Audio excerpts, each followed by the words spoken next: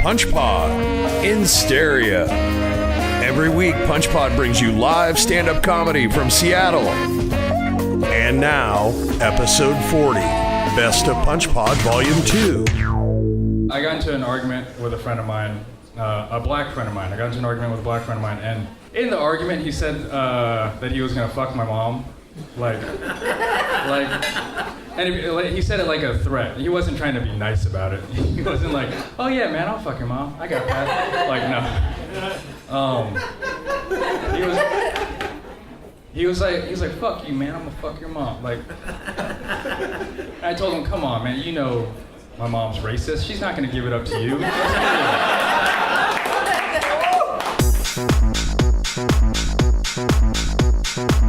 I like to drink really feminine coffee. What I hate is ordering really feminine coffee. And what's even worse is having to order it with a deep voice like mine. Yeah, I'll have a vanilla caramel latte, non-fat milk, and a twist of cinnamon. I hate the place that announce your name with your coffee. Parker, we have your caffeinated estrogen. Everyone in the coffee shop's thinking, Parker, that's an unusual name for a woman. Until they see me go up and grab the coffee, then they're just thinking, Parker, that's an ugly-ass woman.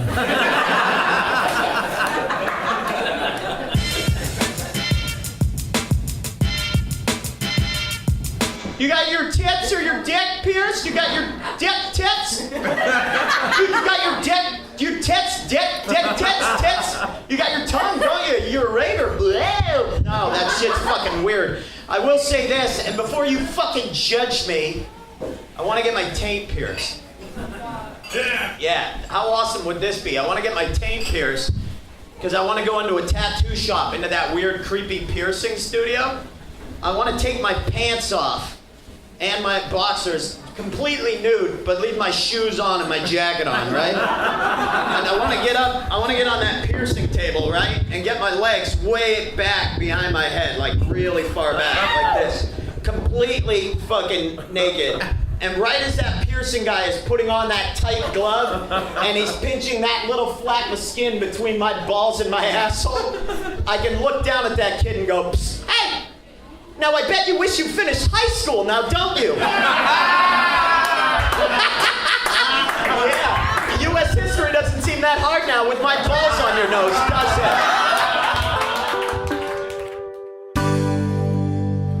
No, I'm single, and here's my problem. I like girls who like glitter, right?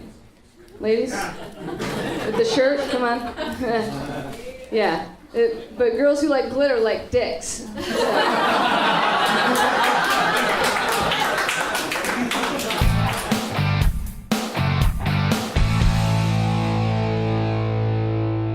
I work with this girl who has fake breasts, and she was telling me that she needed fake breasts, and I don't think that women need fake breasts. I think it's a little weird. She was like, no, I need them. They make my life just so much better. And all I can think about is like what she needs and what would make her life so much better is a father who loved her. And an uncle who understood boundaries. I have a hipster friend who is also a feminist, and she totally made me a sandwich just to be ironic.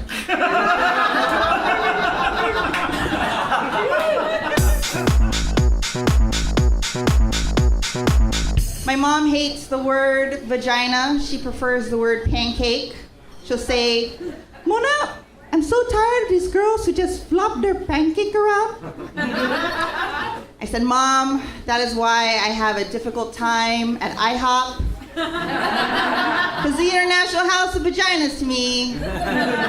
Now how can I order my favorite, Rudy Tooty, fresh and fruity?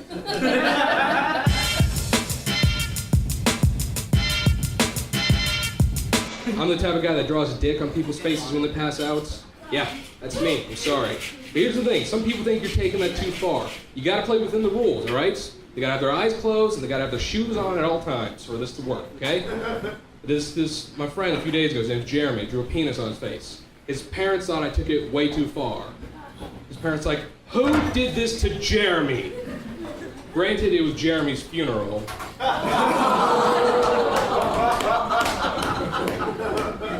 Guys, he would have wanted it that way. He died because of alcohol poisoning.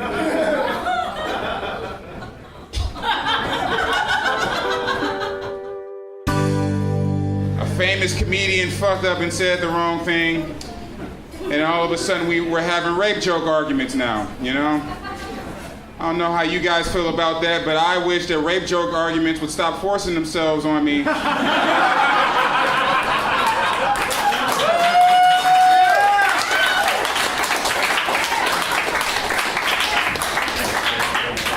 No means no, you know what I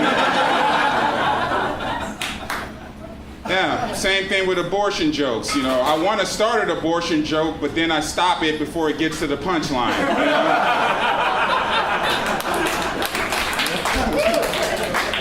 I'm just kidding, I'm pro-life. I keep the abortion joke and then it turns into a dead baby joke, you know?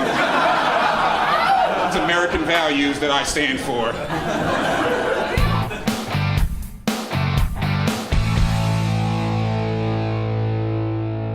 I'm in a progressive metal band. I'm in the world's most progressive metal band.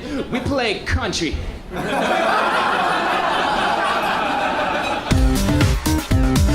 So I went to Portland recently with a friend, and I was eating, yeah, you can woo that, that's fine, our lovely neighbors to the south. And we went and ate brunch, because that's what you do when you're hanging out with your white friend in Portland.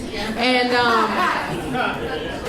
I go to hand the woman my credit card, and she says, no, honey, we don't take credit cards, we only take cash checks in the honor system. Why are you laughing? I was like, well, the honor system, ha ha ha, like that's clearly a joke, right? And she goes, no. If you can't pay today, let me know. I will write your name down, and then the next time that you can kind of just stroll on in, you can pay your bill today. To which I replied, get your shit together, Portland. Because see, I'm from Seattle like you guys. We're just like Portland, except we know that people are pieces of shit and not to be trusted.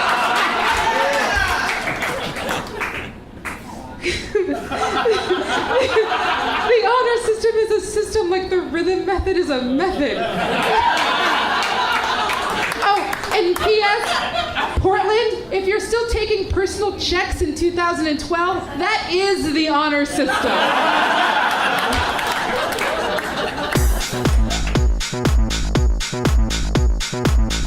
I hit a kid with my car recently, and it was a horrible and also life-changing experience for me. The kid, newsflash, the kid turned out to be okay. Actually, no injuries, a couple bruises. I'm very lucky, because I was talking on my phone when it happened, and I hit a kid, and it was awful. I mean, he literally left an imprint on the hood of my car, and I feel awful.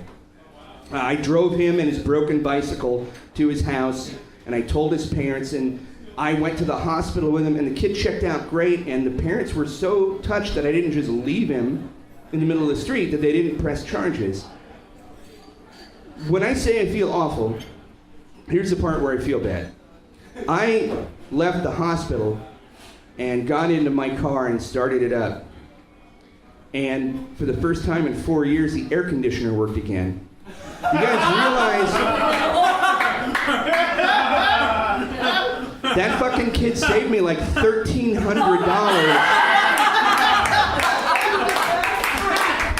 And I can't really tell anybody about it. Guys, thank you.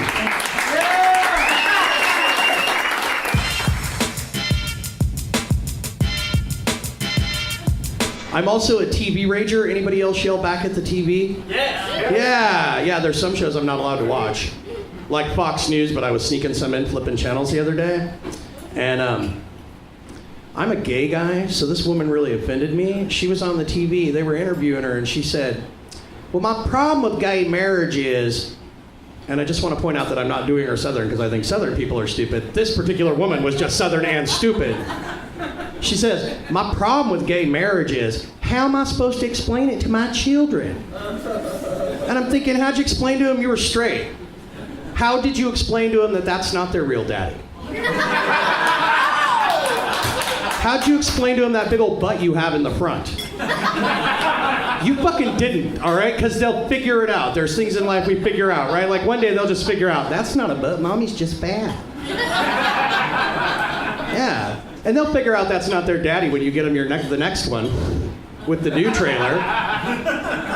And listen, they'll figure out the gay marriage thing. Because that guy Jimmy, he hasn't just been Uncle Bobby's roommate for the last 5 years. They'll fucking figure it out, people. I was raised by wolves, which actually means I have a lesbian mom. And that's a phrase I just learned recently, actually. But it was a funny thing. Like I grew up in a really small house in Bothell, Washington, during my adolescent and teenage years, with two middle-aged lesbians who never once got their period at the same time. So I only ever had about a week and a half per month when I didn't have someone screaming from the other room, I can hear you peeing standing up! Sit down! I'm almost a man. Gonna pee sitting down. Yeah, it's weird. The like straight guy fetish for lesbians misses its mark with me because, first of all, my mom, yuck, and the other thing is, lesbians don't look like stripper versions of Barbies like all you straight dudes think. All right. I mean, I'm a straight dude, but I'm in the know. You know, I'm family. I was raised by wolves. Real lesbians look like Norm from Cheers. Or Eric Estrada, you know what I mean? Sometimes Norm and Ponch are a couple. That's not sexy if anyone wants to fucking watch. Come on. Boner shrinker.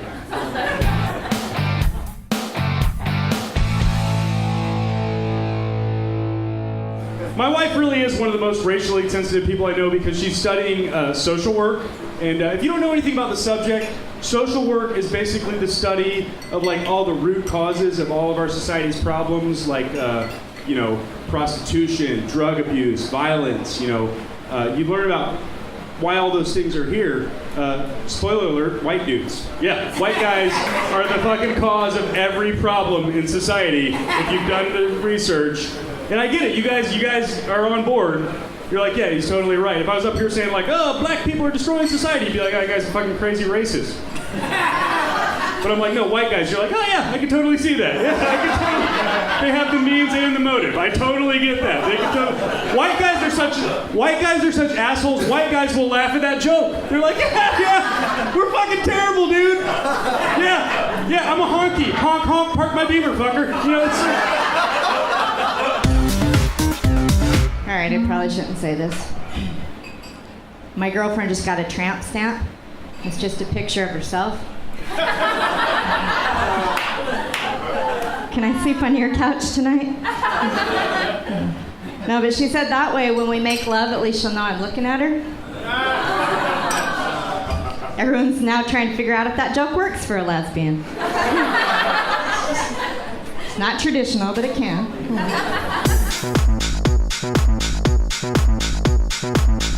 I've discovered that becoming an adult is sort of like finding new and exciting ways to crush your own dreams. And I've decided that I just kind of like own it. Like this last Halloween, I just left my work clothes on. It was like a white button-down shirt, khakis, a tie. And then I answered the door and gave candy to kids. And when they said, "What are you?" I said, "I'm a minimum wage law clerk who lives with his parents. Nightmares turn real. Happy Halloween."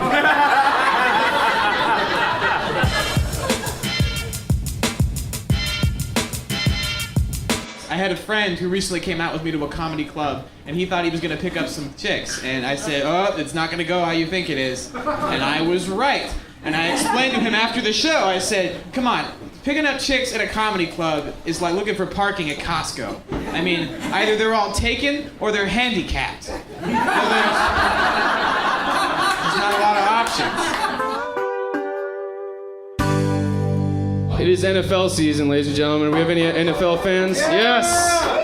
I am a huge fan myself. Unfortunately, I have a lot of friends who are they're soccer fans, or as I like to call them, communists.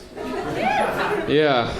I guess it's not that bad. I just hate that I have all these friends, soccer fans, and they always say, "I don't get why you like the NFL. It's just a bunch of guys hitting each other."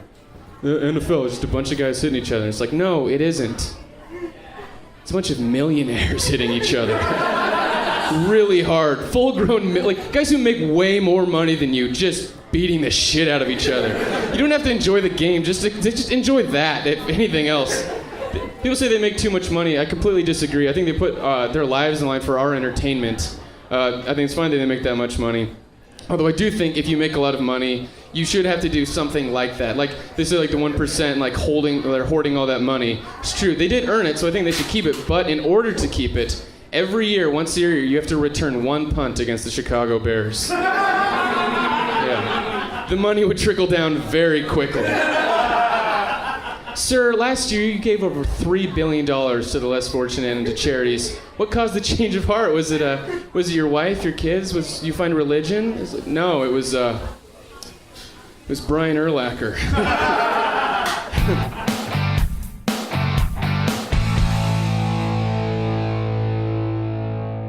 But I was at the pharmacy, and I noticed that they had like the Plan B pills behind the counter. What was interesting is they come one to a package, but the box is this big. Like, why is the box... The package of 97 nasal decongestants next to it had a smaller box. Why we putting what's... I do like that it's only one to a package, though, because the fact that Plan B comes one to a package means that of all the over-the-counter medications, it's clearly the most optimistic. Like, here's 100 ibuprofen, because I know you got drunk and have a hangover, it's going to happen again, but you only need one of these, because from now on, you're only going to make good decisions. Right? That's probably why the box is so big. It's just full of your New Life starter kit. It's just packed with condoms, a copy of the New Testament, and your 12-hour chip for AA. Because in Seattle, we're classy. We don't do strip clubs. We do burlesque. Yeah. For those of you who don't know, burlesque is just French for chubby stripper. For those of you who also don't know, burlesque is for girls who have weird-looking vaginas who are afraid to show them to people. Oh, your vagina looks like a 4-leaf clover? You're a burlesque dancer.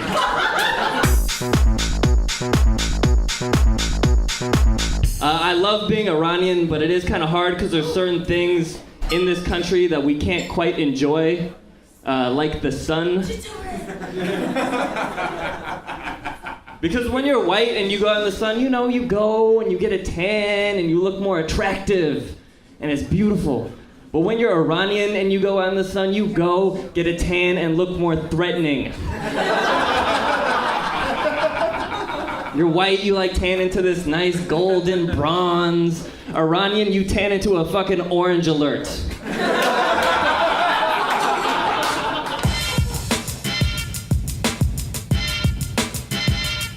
Someone offered me cocaine last night. Yeah. That's what I said.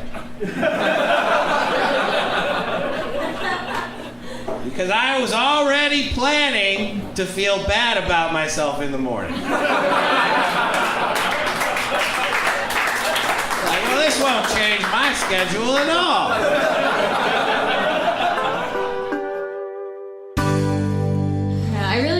I don't like the expression, I've been hearing this a lot, I don't like the expression, it happens to the best of us. Because people always say that to someone right after they've just done something really stupid. You know, someone will be like, oh, I just drove away from the gas station with the pump still hooked up into my car. And someone will be like, oh, don't worry, it happens to the best of us. No, it doesn't. It happens to some of us. Like, the best of us are out getting PhDs and medals of honor. Like, you didn't walk into that sliding glass door that you thought was open because you're the best of us. And you're just us.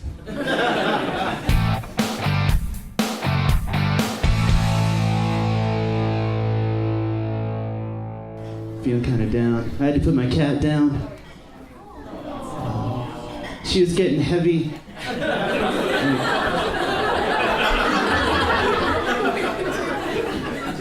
You can't carry a cat around with you all the time. Like, even if you have a baby Bjorn. The grocery store, they just kick you out. That's not cool. I found out that the world record for undressing a child-sized mannequin is 3.87 seconds. Which really begs the question, doesn't it? How did that guy get so good? And did he have to register as a sex offender before or after he broke the record? Some of you aren't laughing. It's okay. I have a creepy uncle too.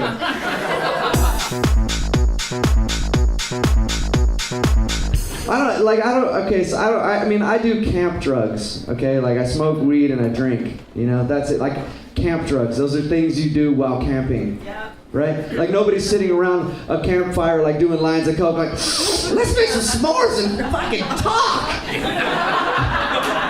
You know what I mean? Like, nobody's, like, doing meth camping, like, reorganizing the dust outside of their tent for 3 hours. It's just not happening, man. Like, nothing really bad is happening because of weed. Like, might as well make it legal. We're not going to war over weed, are we? No. Unless, like, maybe the terrorists threaten our Funyun supply or something. That's about it. Like, Obama's in the White House like, they want to do what to grape soda?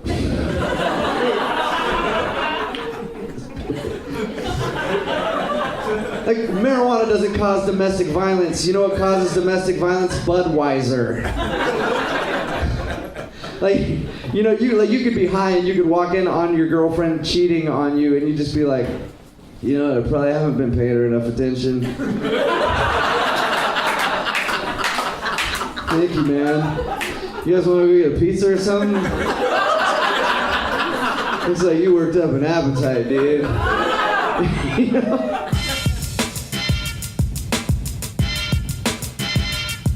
So, hey ladies, I don't know if you knew this, but I am hung like a horse.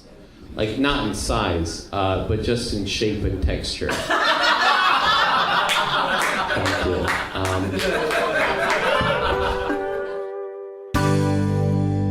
I saw a snail on a second-story window the other day, and I was like, holy shit, you are lost.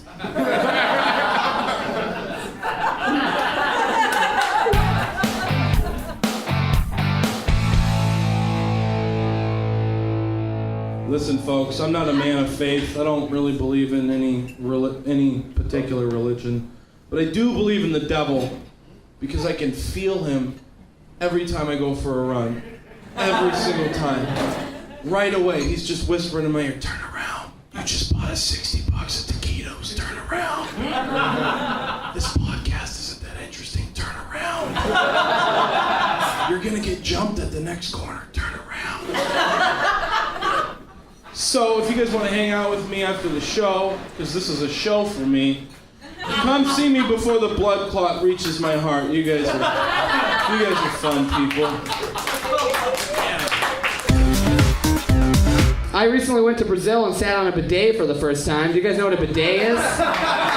Yeah, it deserves an applause. I crossed that foggy river of butt stuff and made it out on the other side. If you guys don't know what a bidet is, it's a French word. It means addictive tickle.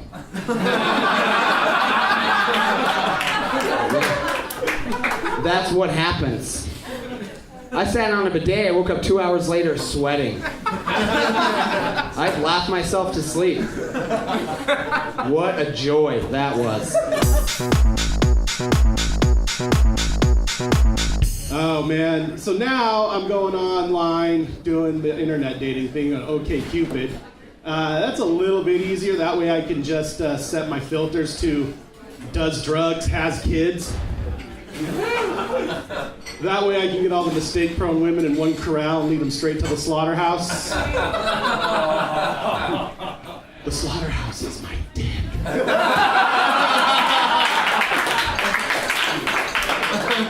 Punchpaw is recorded live at Punchline Fridays and Tuesdays in Seattle. Tonight's episode starred Wilfred Padua, Parker Postini, Ben Roy, Leah Mansfield, Aaron Kirby, Nigel Larson, Mona Conception, Yogi Paliwal, Anthony Robinson, Jake Nally, Danielle Radford, Derek Sheen, Rick Taylor, Tom Bridgman, Brett Hamill, Abby Drake, Andy Palmer, Peter Williams, Evan Morrison, Tanner Hodgson, Patrick Higgins, Darius Amati, Owen Straw, Hannah Boone, Scott Lossy, Robert Pitty, Jubal Flagg, Emmett Montgomery, Billy Anderson, Cameron Mazuka, Taylor Clark, and Jason Gove. This has been Punch Pod. Find more at www.punchlinefridays.com. And thanks for listening. I'm your announcer, Drew Peacock.